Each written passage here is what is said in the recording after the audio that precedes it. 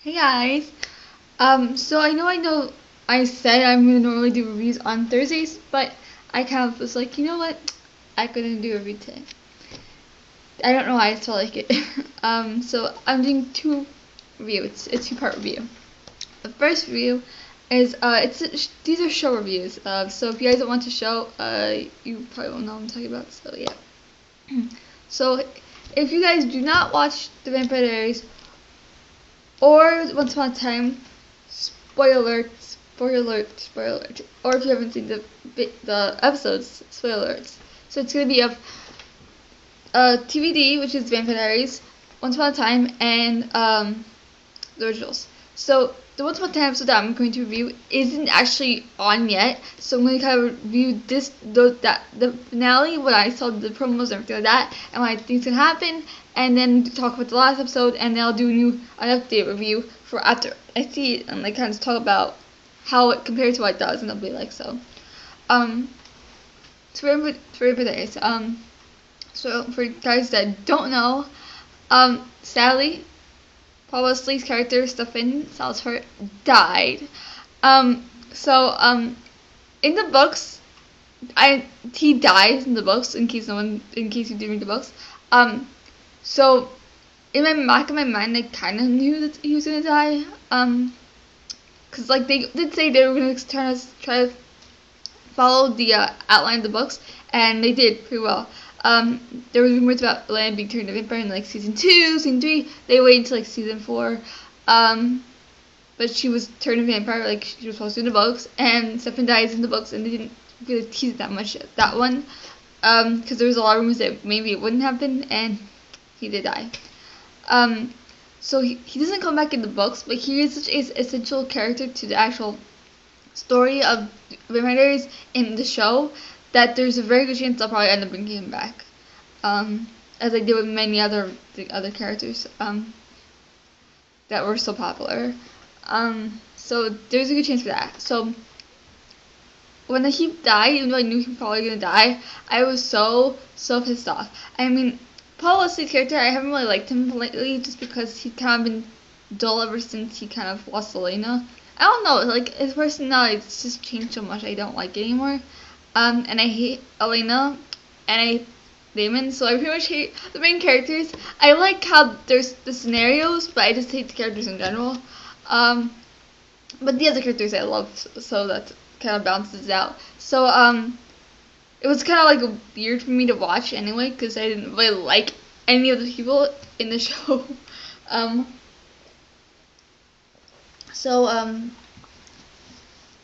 I can say is that for me, the show has kind of gone a little downhill character-wise, but plot-wise, it's still okay. So that it's kind of like a kind of thing. So the other side is dying, and Tyler's not Tyler, and the girl died, and Marco succeeded. So pretty much this entire episode sucked. The worst out of all the other episodes. Because one, they killed Stefan, which I mean, I didn't like him, but still, it was like really bad. Two, I hate that Tyler's not Tyler anymore. I mean, he's already been possessed twice already, and by douchebags, and I feel like they're kind of throwing the whole child idea into our face too much. I mean, this is like the second time Tyler's been, like the third or fourth time someone's been traveled in someone else's body, and it's like the eighth or ninth time someone's been possessed. So it's kind of annoying, It's like, we get it, enough already. People can go in other people's bodies. Stop. I think they're kind of taking it too far. And Damon and Elena's original business, in the beginning I didn't like it, but at least it was kind of like cute. It was like, right now you could see the little tinkerings of feelings, and they kind of like brought it out, and it was very good, even though I hate it. But now it kind of feels like weird and worn out. Like they like each other and hate each other at the same time. It's just annoying. Like I hate it before. Now I just don't want to deal with it. So yeah, that's that. The only good part of this whole entire episode was probably Bonnie and Jeremy's kind of relationship, and Caroline. that was pretty much it. Everything else is completely solid.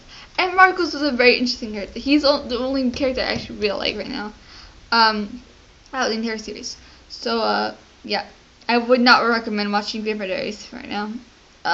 Maybe when the season comes back, it'll be better.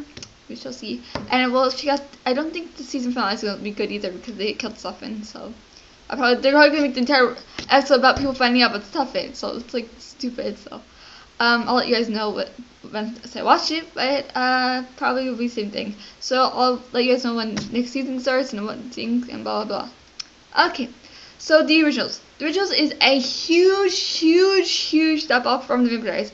It's engaging, interesting. They create wonderful relationships, and I just love the complexity of all the characters. Even the most despised hate characters are so likable. It's not even funny. Klaus is amazing. In the Vampire Diaries, they kind of made him the bad guy, and it went for long. They kind of like stretched out his character more and gave him more like flaws and gave him more like made him more human. And in the they really explored that human side of him, and I just love it. And I love how it's not really centered around the originals as much as it is around the originals and people they interact with. You don't just get the riddles, you get the witches, and you get to see the complexity of the witches in their lives. You get to see Haley, who we kind of despise in the Vampire Diaries. We get to see her more in a likable light, and we get to see Elijah kind of like having a good functional relationship. And this is not a functional relationship, so out of all of them, this is the most functional one. And I definitely love the whole Celeste Elijah scenario thing. That was beautifully done. Marcel is a great character. I don't really like him, but he's a great character. Cammy's definitely up there in my books of great characters. She reminds me of a more stronger, more sane Caroline, which might be why Klaus likes her so much. And I kind of like how there is the hints of like a romance, but they don't really explore it. They make it more of a friendship, which I think is great. I mean, I would have loved to see them in a relationship, but I'm kind of glad they didn't really go into that. With Caroline, they kind of jumped right into the relationship, and then they kind of backed it up a little bit and they made it more of a friendship, which I loved, and I wish they had explored it more before they made the originals. I mean, I would love to see Caroline kind of come to New Orleans and see how they explore that and the dynamics of her and Cammy.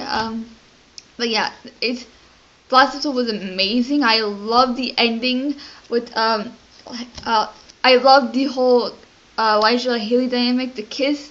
I'm so happy they waited to the end. I'm so happy with the way they wrote out the story. I mean, I was dying the entire time waiting for them to kiss, but I'm really happy with the way it turned out. So that is definitely the one to watch. It is on Tuesdays at 8 on the CW on channel 11 for Verizon Fios people like myself. So yeah, definitely check that one out.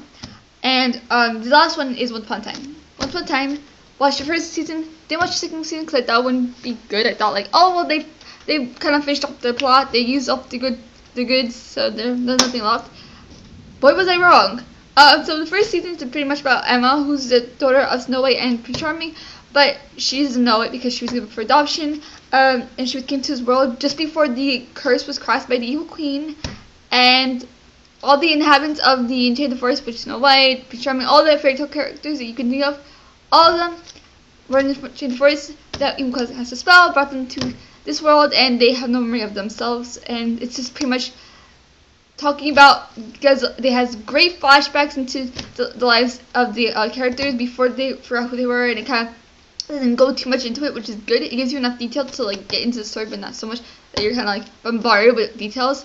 And it kind of shows them in their relationships now, and how, because they don't know who they are, how their relationships are unfolding, like Prince Charming's, David Nolan's, and Mary Margaret's or Snow White's relationship, how they kind of come back to each other even though they don't even remember who they are. It's so beautifully done, and I loved how they kind of brought both worlds and how they mirrored both worlds and the relationships that they built in this world and the other world. It's just amazing. And I thought once they finished, oh, they remember who they are, they're done, they're good, no more, the plot's done. I was so wrong. They brought, even after they finished with the main plot, they brought a whole new, different, complex plot that was interesting and engaging to the second season, and I just loved how they explored Emma's relationship with her parents. I mean, she didn't know who they were for 18 years. Now all of a sudden they had parents and they're the same age as her, and I just loved how they explored that, and her and and Henry's relationship was beautifully done, and the whole bringing Emma into the Chain Force and going back to Chain Force, and that whole thing, and bringing Hook in and Cora, I loved it, and they gave Regina a much more human side, and I just love seeing her in that light.